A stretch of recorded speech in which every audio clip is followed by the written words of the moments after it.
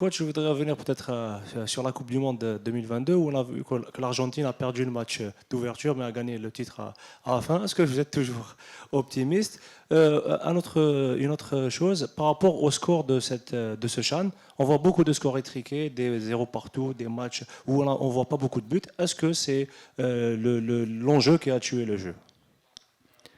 Bah écoutez, pour la première question, je vais vous répondre Inch'Allah. Euh, c'est vrai que même si on prend le cas de le Costa Rica qui a pris 7-0 premier match, qui a failli se qualifier, donc dans le football tout peut se passer. C'est pas toujours les meilleurs qui gagnent, donc il faut vraiment être très concentré là-dessus.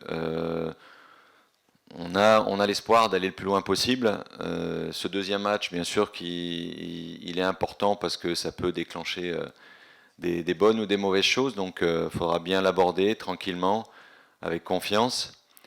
Et puis, on verra jusqu'où on ira. Donc, il n'y a pas spécialement plus de pression sur ce match-là.